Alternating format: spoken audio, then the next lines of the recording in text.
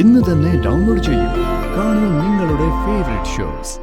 ക്ഷേത്രത്തിലെ പൂജയും കാര്യങ്ങളൊക്കെ കഴിഞ്ഞാ ഞാൻ മാർക്കറ്റിൽ പോയി കുറെ സാധനങ്ങളും വാങ്ങി വരാം. ഇപ്പോഴത്തെ പിള്ളേരുടെ ഭാഷയെ പറഞ്ഞാ എല്ലാം സെറ്റ്.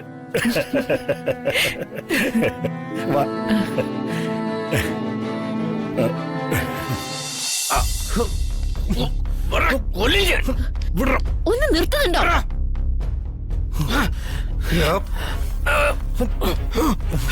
നിനക്ക് കാശ് വേണല്ലോടാ.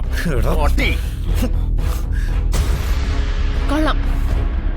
സ്വന്തം തന്തയും തള്ളയും കാണുന്നില്ല. അവര് ജീവിച്ചിരിപ്പുണ്ടോ മരിച്ചു പോയോ എന്ന് പോലും തിരക്കാൻ മക്കൾക്ക് നേരമില്ല. അവര് പണത്തിന് വേണ്ടി പരസ്പരം തല്ലി പിടിക്കുന്നു. പോയി ചത്തൂടെ നിങ്ങൾക്കെല്ലാം. നീ ആരടി അത് പറയാൻ? ഇതേ പ്രകാശനും കൂടി വാടക കൊടുക്കുന്ന വീടാ.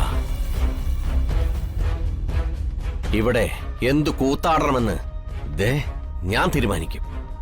എന്നെ ഭരിക്കാനേ നീ വരണ്ട. ഞാനേ ആരെയും ഭരിക്കാനൊന്നും വരുന്നില്ല. അകത്ത് വയസ്സായ ഒരു സ്ത്രീ തളർന്നു കിടപ്പുണ്ട്.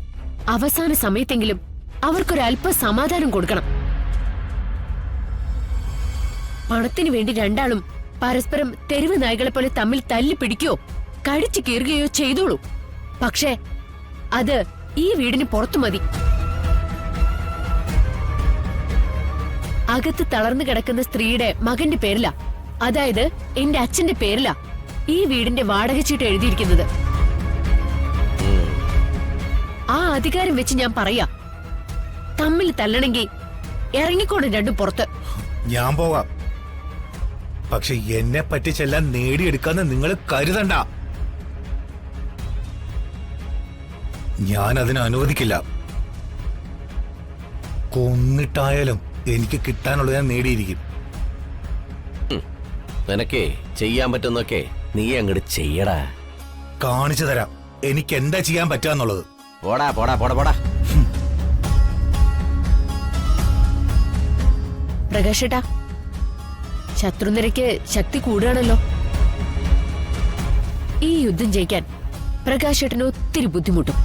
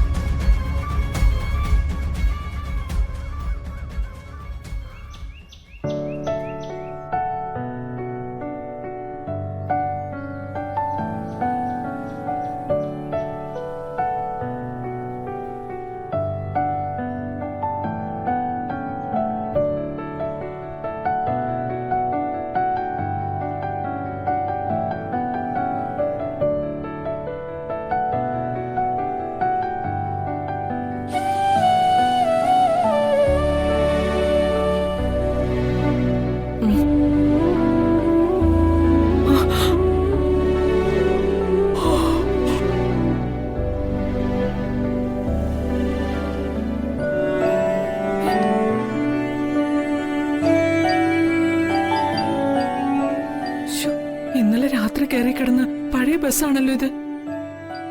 മാധവേട്ടനെവിടെ? മാധവേട്ടാ, മാധവേട്ടാ,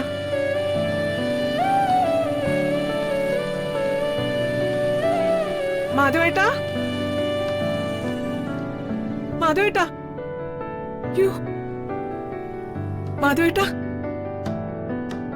മാധവേട്ടാ,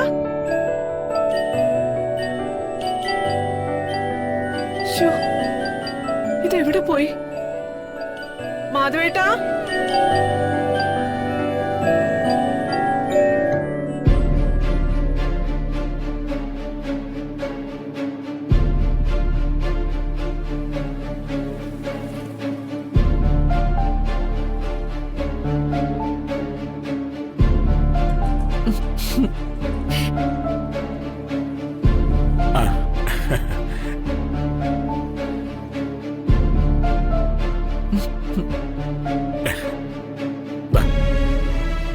ഇവിടെ അടുത്ത് തന്നെ ഒരു ചായക്കടയുണ്ട്, അവിടുന്ന് വാങ്ങിയതാ.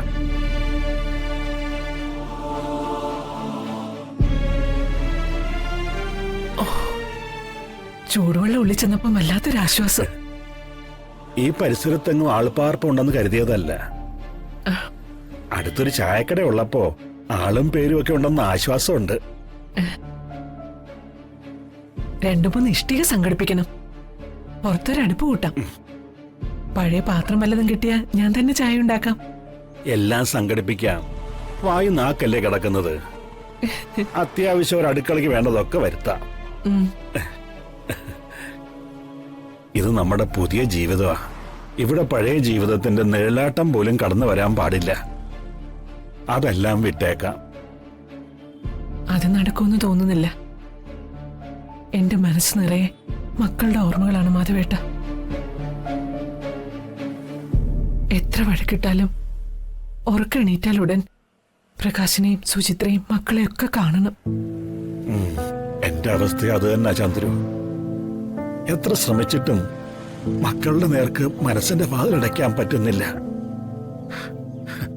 5 മക്കളും വാതിൽക്കൽ വന്നങ്ങനെ നിൽക്കുക. പിന്നെ അങ്ങനെ മക്കളെയും നോക്കിയിരുന്ന നമ്മുടെ ജീവിതം വഴിമുട്ടി പോകും. നമുക്കെല്ലാം മറക്കാം. പിന്നെ ഇവിടെ അടുത്തൊരു പുഴയുണ്ടെന്ന് അറിഞ്ഞത്. എത്രയും പെട്ടെന്ന് ഈ വണ്ടിയൊക്കെ ഒന്ന് കഴുകി നമുക്ക് താമസിക്കാൻ പരുവത്തിലാക്കണം. ഇനി ഇതാണ് നമ്മുടെ മാനത്തെ കൊട്ടാരം.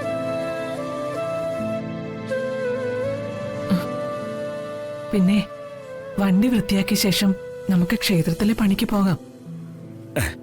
ക്ഷേത്രത്തിലെ പൂജയും കാര്യങ്ങളൊക്കെ കഴിഞ്ഞാ ഞാൻ മാർക്കറ്റിൽ പോയി കുറെ സാധനങ്ങളും വാങ്ങി വരാം. ഇപ്പോഴത്തെ പിള്ളേരുടെ ഭാഷയെ പറഞ്ഞ എല്ലാം സെറ്റ്.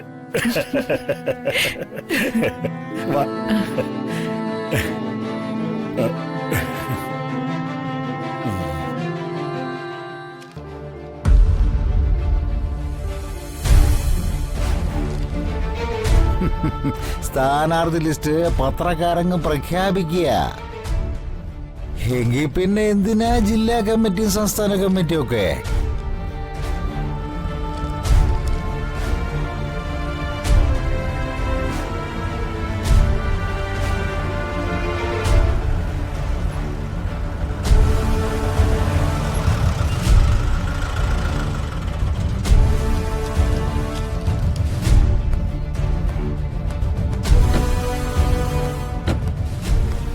അതെ, നിങ്ങൾ ഇവിടെ നിൽക്കുക. ഞാൻ പോവാം.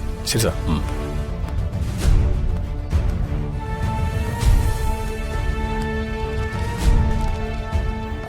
വരണം വരണം. എന്താ ഇൻസ്പെക്ടറെ ഈ വഴിക്കൊക്കെ? വല്ല ട്രാൻസ്ഫറോ മറ്റോ ആണെങ്കിൽ ഇപ്പം ഭരണം ഞങ്ങളുടെ കയ്യില്ല, അറിയാലോ. ഓ, ഇലക്ഷൻ അടുത്തു വരികയല്ലേ. ഇത് അതിനൊന്നുമല്ല.